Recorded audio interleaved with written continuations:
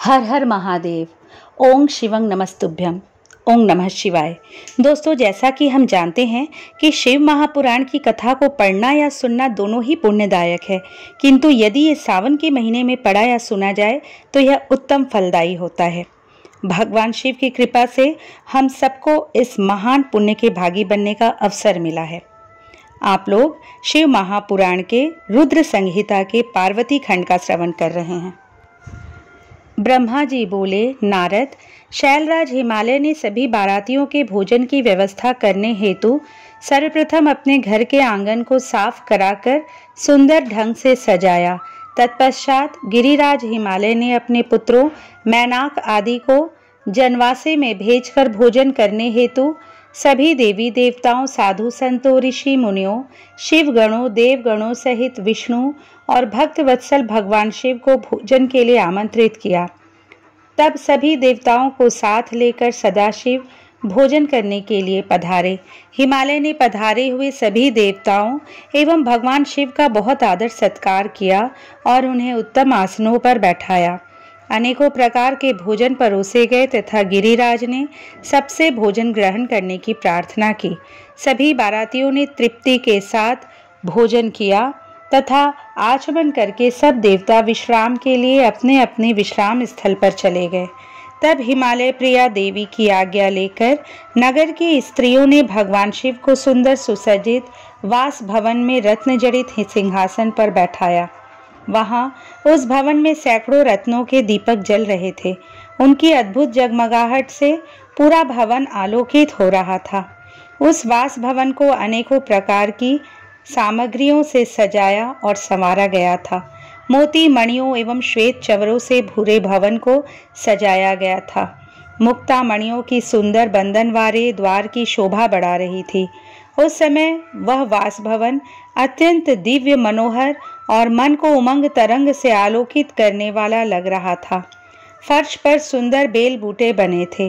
भवन को सुगंधित करने हेतु सुवासी द्रव्यों का प्रयोग किया गया था, जिसमें चंदन और अगर का प्रयोग प्रमुख रूप से था। उस वास भवन में देवताओं के शिल्पी विश्वकर्मा द्वारा बनाए गए कृत्रिम बैकुंठ लोक, ब्रह्मलोक, इंद्रलोक तथा शिवलोक सभी के दर्शन एक साथ हो रहे थे। इन्हें देखकर भगवान शिव को बहुत प्रसन्नता हुई। वास भवन में बीचों बीच एक सुंदर रत्नों से जड़ा अद्भुत पलंग था। उस पर महादेव जी ने सोकर रात बिताई।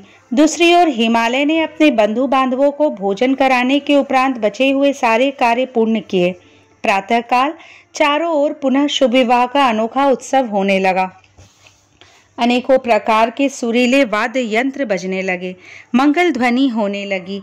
सभी देवता अपने अपने वाहनों को तैयार करने लगे। सभी की तैयारियां पूर्ण हो जाने के पश्चात भगवान श्री हरि विष्णु ने धर्म को भगवान शिव के पास भेजा। तब धर्म सहर्ष भगवान शिव के पास वास भवन में गए। उस समय करुणानिधान भगवान शिव सोए हुए थे। यह देखकर योग शक्ति संपन्न धर्म ने भगवान शिव को प्रणाम करके उनकी स्तुति की और बोले, हे महेश्वर, हे महादेव, मैं भगवान श्री हरि विष्णु की आज्ञा से यहाँ आया हूँ। हे भगवान, उठिए और जनवासे में पधारिए। वहाँ सभी देवता और ऋषि मुनि आपकी प्रतीक्षा ही कर रहे हैं। प्रभु, वहाँ पधार कर हम सबको कृतार्थ करिए।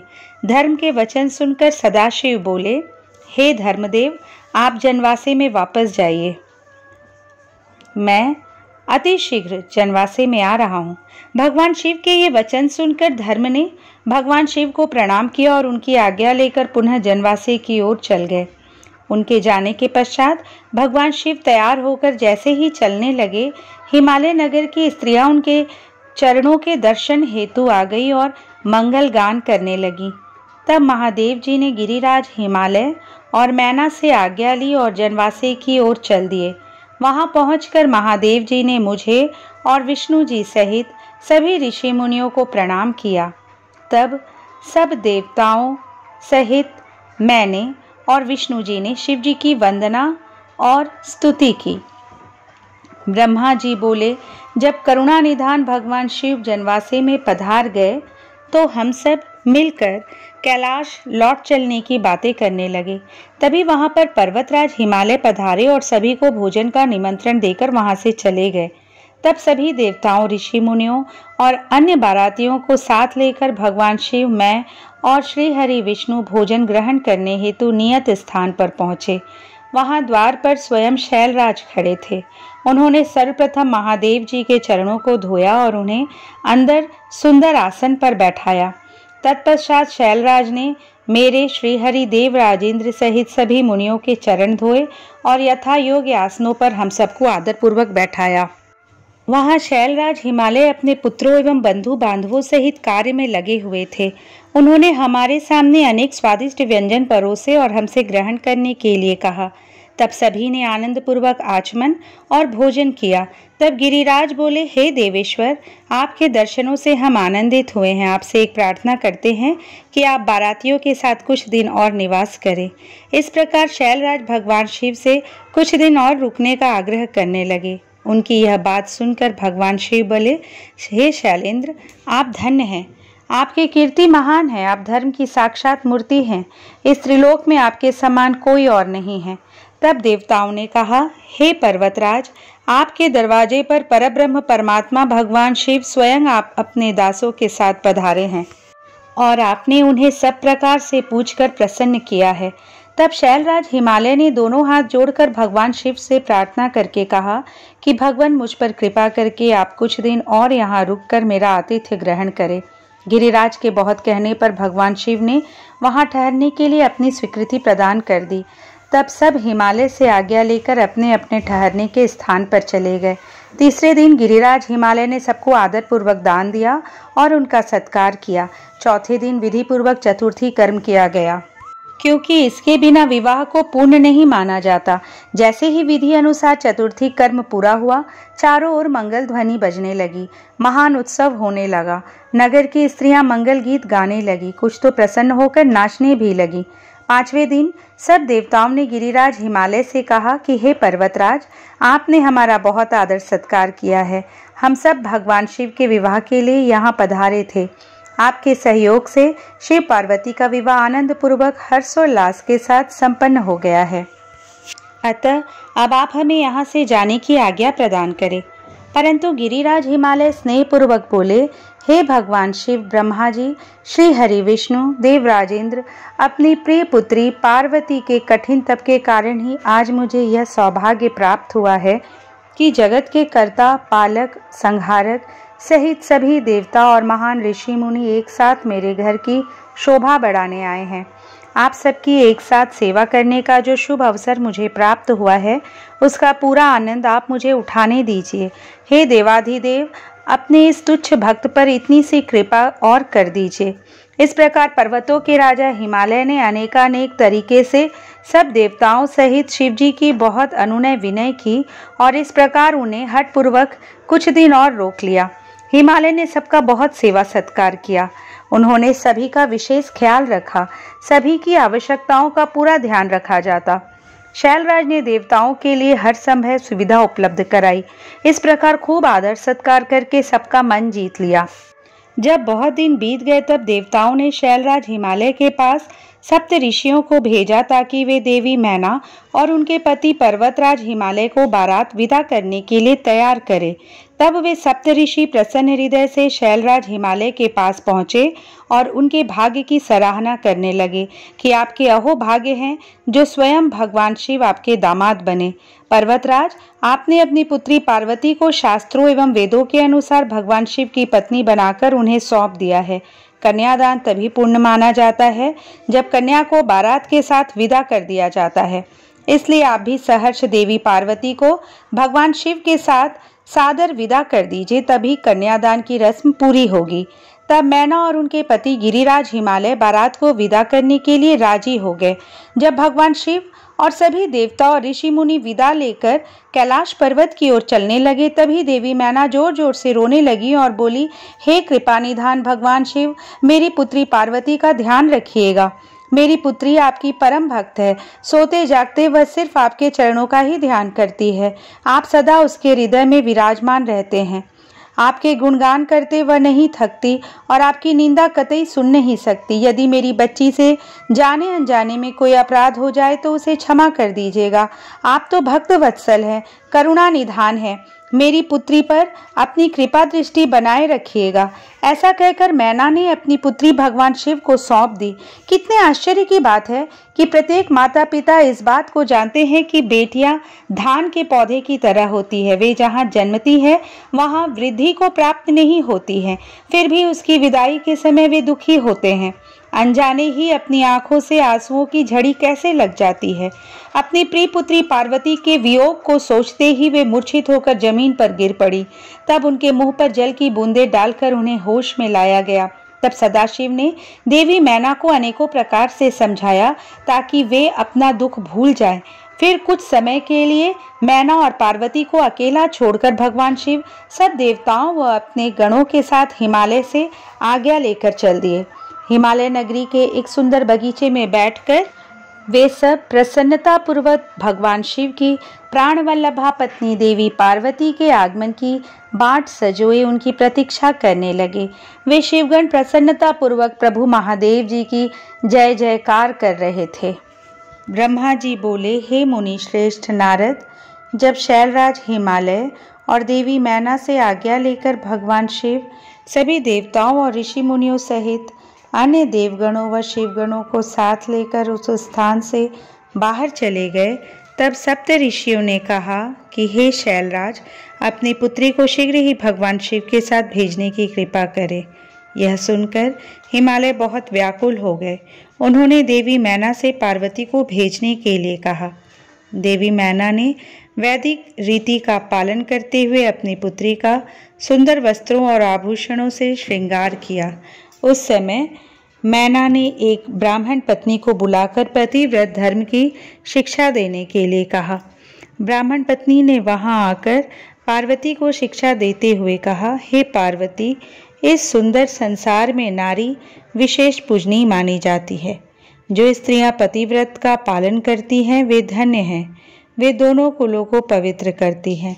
उनके दर्शन मात्र से पाप नष्ट हो जाते हैं। जो पति को साक्षात ईश्वर मानकर उसकी सेवा शुश्रूषा करती हैं, वे स्त्रियां इस लोक में आनंद प्राप्त कर सद्गति को प्राप्त करती है और अपने दोनों कुलों को तार देती हैं।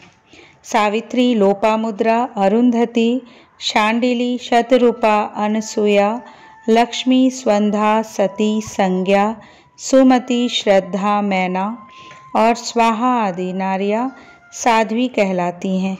वे अपने पातिव्रत्य धर्म के कारण ब्रह्मा, विष्णु और शिव की भी पूजनीय हैं। इसलिए स्त्री को सदैव अपने पति की आज्ञा का पालन करना चाहिए। पतिव्रता स्त्री पति के भोजन कर लेने के बाद ही भोजन करे। जब तक वह खड़ा हो खुद भी न बैठे। पति के सो जाने के बाद ही सोए और उसके उठने से पहले उठ जाए। क्रोधित होने पर या अत्यधिक प्रसन्नता होने पर भी अपने पति का नाम ना ले। पति के बुलाने पर सभी कर्मों को छोड़कर पति के पास चली जाए। उसकी हर आज्ञा को अपना धर्म मानकर उसका पालन करे। कभी वह प्रवेश द्वार पर खड़ी न हो, बिना किसी कार्य के किसी के घर न जाए और जाने पर बिना कहे कदापि न बैठे। अपने घर की वस्तुएं किसी को न दे। पतिव्रता स्त्री को वस्त्रों और आभूषणों से विभूषित होकर ही अपना मुख पति को दिखाना चाहिए। जब पति घर से बाहर या परदेश गया हो तो उन दिनों में पतिव्रता स्त्री को सजना संवरना नहीं चाहिए। पति के सेवन की चीज़ों की ठीक समय पर जब उसे आवश्यकता हो तुरंत दे दे। अपना हर कार्य चतुराई और होशियारी से करे। अपने पति की हर आज्ञा का पालन करना ही पतिव्रता स्त्री का परम धर्म होता है।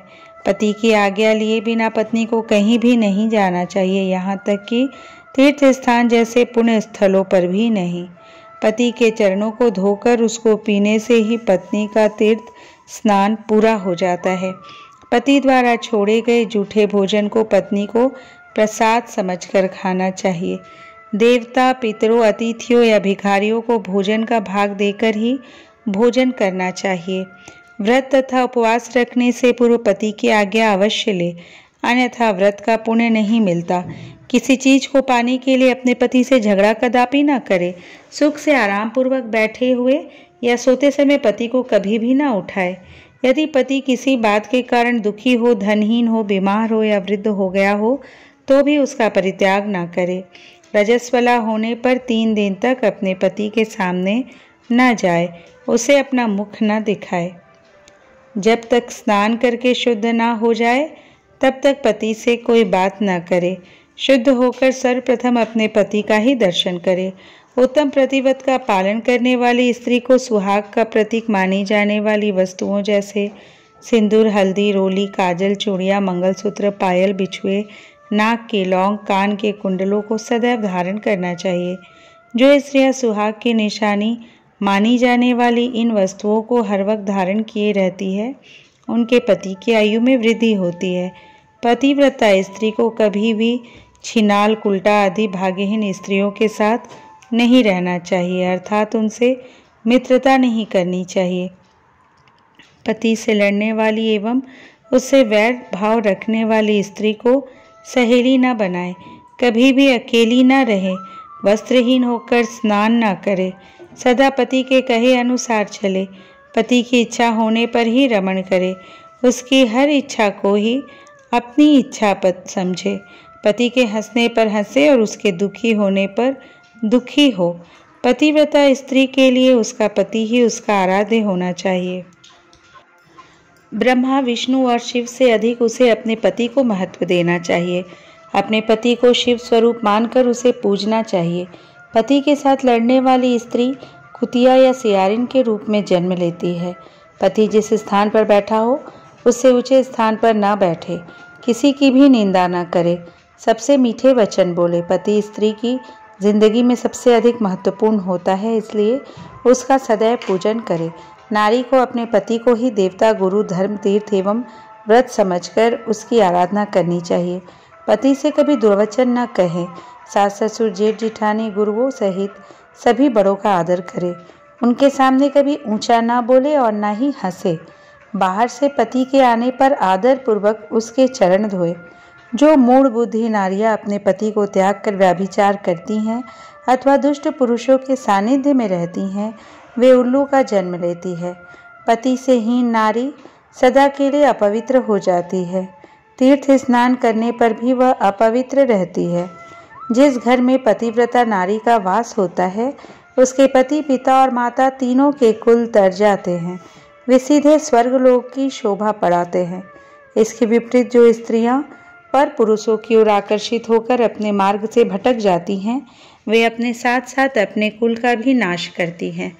पतिव्रता नारी के स्पर्श होने मात्र से ही वहाँ की भूमि पावन और पापों का नाश करने वाली हो जाती है।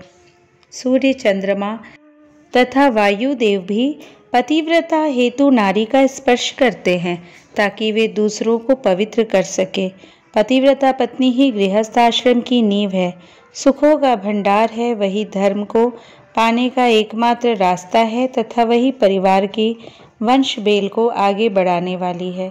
भगवान विश्वनाथ में अटूट भक्तिभाव रखने वाले शिव भक्तों को ही पतिव्रता नारियों की प्राप्ति होती है। पत्नी से ही पति का अस्तित्व होता है।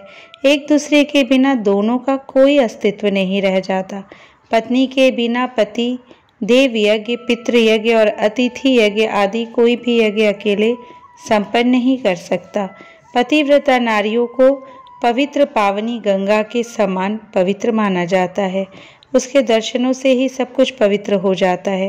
पति पत्नी का संबंध अटूट है। पति प्रणव है और पत्नी वेद की ऋचा। एक तप है तो एक क्षमा। पत्नी द्वारा किए अच्छे कर्मों का फल है पति। हे गिरिराज नंदिनी, शास्त्रों में पतिव्रता नारियों को 4 प्रकार का बताया गया है: उत्तमा, मध्यमा, निकृष्टा और अति निकृष्टा।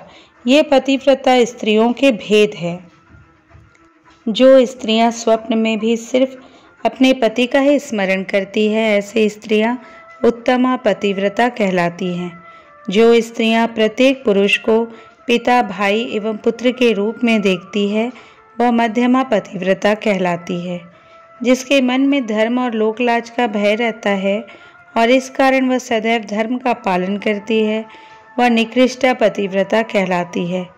जो स्त्री अपने पति से डरकर या कुल के बदनाम होने के कारण व्यभिचार से दूर रहती है वह स्त्री अति निकृष्टा पतिव्रता कहलाती है।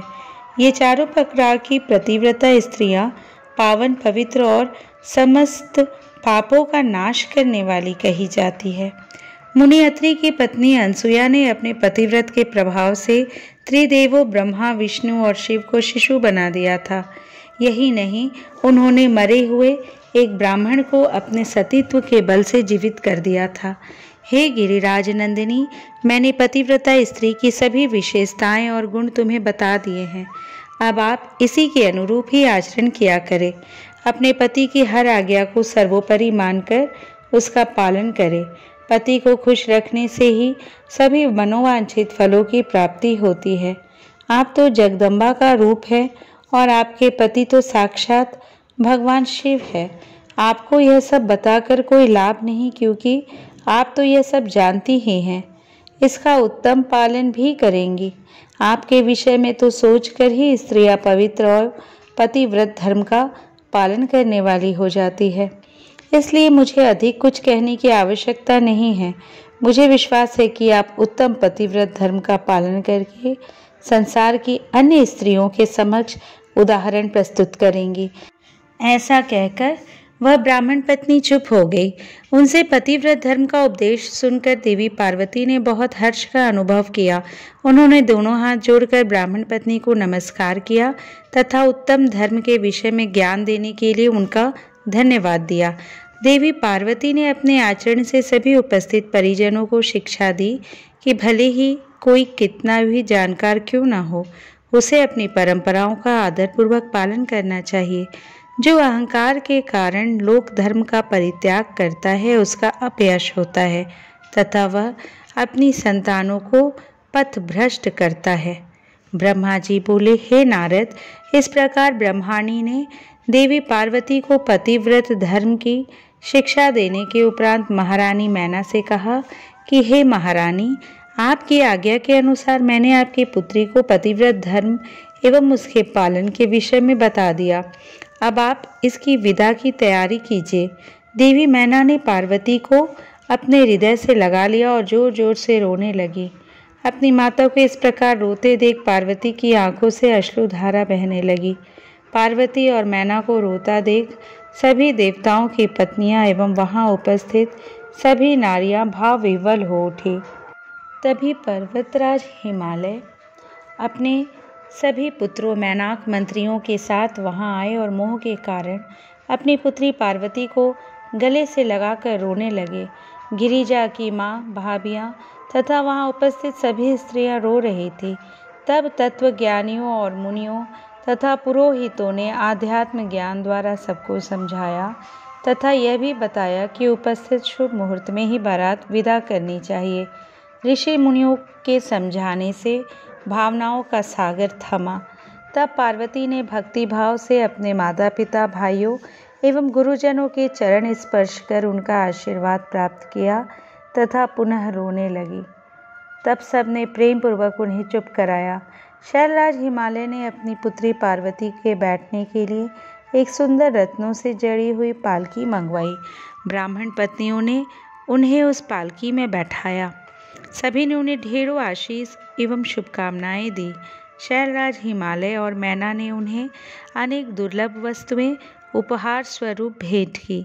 देवी पार्वती ने हाथ जोड़कर सबको विनम्रतापूर्वक नमस्कार किया और उनकी पालकी वहां से चल दी। प्रेम के वशीभूत होकर उनके पिता हिमालय और भाई भी उनकी पालकी के साथ साथ चल दिए। कुछ देर बाद वे उस स्थान पर पहुँचे जहाँ शिवजी अन्य बारातियों के साथ उनकी प्रतीक्षा कर रहे थे। हिमालय ने नम्रतापूर्वक वहाँ उपस्थित भगवान शिव, ब्रह्मा, विष्णु सहित सभी श्रेष्ठ जनों को नमस्कार किया और अपनी पुत्री को शिवजी को सौंप दिया। तत्पश्चात हम सब से विदा लेकर वे हिमालयपुरी लौट गए। जब शैलराज हिमालय अपने नगर को लौट गए तब हम सब भी कैलाश पर्वत की ओर चल दिए। भगवान शिव और पार्वती के विवाह हो जाने पर सभी की प्रसन्नता की कोई सीमा न रही। सभी उत्साहपूर्वक चलने लगे।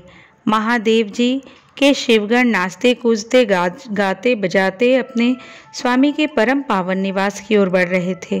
मैं और श्री हरि विष्णु जी भी शिव जी के विवाह होने से प्रसन्न थे। उधर देवराज इंद्र के हर्ष की कोई सीमा नहीं थी। वह सोच रहे थे कि शिव पार्वती के विवाह से उनके कष्टों और दुखों में अवश्य कमी होगी। उन्हें इस बात का यकीन हो गया था कि अब जल्द ही उन्हें और सब देवताओं को तारकासुर नामक भयंकर दैत्य से मुक्ति अवश्य मिलेगी। भगवान शिव भी हर्ष का अनुभव कर रहे थे। उन्हें उनके जन्म जन्म की प्रेयसी पार्वती पुनः पत्नी के रूप में प्राप्त हो गई थी। इस प्रकार प्रसन्नता पूर्वक आनंद में मगन होकर सभी कैलाश पर्वत की ओर जा रहे थे। उस समय सभी दिशाओं से पुष्प वर्षा हो रही थी, मंगल ध्वनि बज रही थी और मंगल गान गाए जा रहे थे। इस प्रकार यात्रा करते हुए सभी कैलाश पर्वत पर पहुँचे। वहां पहुंचकर भगवान शिव ने पार्वती से कहा, हे देवेश्वरी, आप सदा से ही मेरी प्रिया हैं। आप पूर्व जन्म में मुझसे बिछुड़ गई थी। सब देवताओं की कृपा से आज हम पुनः एक हो गए हैं। आज आपको पुनः अपने पास विराजमान पाकर मैं बहुत प्रसन्न हूँ। हम दोनों का साथ तो जन्म जन्मांतरों से है। शिव शिवा के बिना और शिवा शिव के बिना अधूरी है। आज मुझे पुनः अपनी प्राण वल्लभा मिल गई हैं। प्रभु शिव की इन प्यारी बातों को सुनकर देवी पार्वती का मुख लज्जा से लाल हो गया। उनके बड़े बड़े सुंदर नेत्र झुक गए और वे धीरे से बोली, हे नाथ, आपकी हर एक बात मुझे स्मरण है। मेरे जीवन में सब कुछ आप ही है। आज आपने अपनी इस दासी को अपने चरणों में जगह देकर बहुत बड़ा उपकार किया है। मैं आपको पति के रूप में पाकर धन्य हो गई हूँ। देवी पार्वती के उत्तम मधुर वचनों को सुनकर भगवान शिव मुस्कुरा दिए। तत्पश्चात भगवान शिव ने सभी देवताओं को स्वादिष्ट भोजन कराया एवं उन्हें सुंदर उपहार भेंट स्वरूप दिए। भोजन करने के बाद सभी देवता एवं ऋषि मुनि भगवान शिव के पास आए और उन्हें प्रणाम कर उनकी स्तुति करने लगे और शिव पार्वती से आज्ञा लेकर अपने अपने धाम चले गए। तब मैंने और श्री हरि ने भी चलने के लिए आज्ञा मांगी तो शिव जी ने हमें प्रणाम किया। तब मैंने और विष्णु जी ने हृदय से लगाकर उन्हें आशीर्वाद दिया। फिर हम भी अपने अपने लोकों को चले गए। हम सब ने कैलाश पर्वत से चले जाने के बाद भगवान शिव अपनी प्राण वल्लभा पार्वती के साथ आनंद पूर्वक वहाँ निवास करने लगे। भगवान शिव के गण शिव पार्वती की भक्ति पूर्वक आराधना करने लगे। नारद, इस प्रकार मैंने तुम्हें भगवान शिव पार्वती के विवाह का पूर्ण विवरण सुनाया। यह उत्तम कथा शोक का नाश करने वाली, आनंद, धन और आयु की वृद्धि करने वाली है। जो मनुष्य सच्चे मन से प्रतिदिन इस प्रसंग को पढ़ता अथवा सुनता है वह शिवलोक को प्राप्त कर लेता है। इस कथा से समस्त रोगों का नाश होता है तथा सभी विघ्न बाधाएं दूर हो जाती हैं। यह कथा यश, पुत्र, पौत्र आदि मनोवांछित वस्तु प्रदान करने वाली तथा मोक्ष प्रदान करने वाली है। सभी शुभ अवसरों और मंगल कार्यों के समय इस कथा का पठन अथवा श्रवण करने से समस्त कार्यों की सिद्धि होती है। इसमें कोई संशय नहीं है, यह सर्वथा सत्य है। इस तरह श्री शिव महापुराण के श्री रुद्र संहिता का पार्वती खंड संपूर्ण हुआ।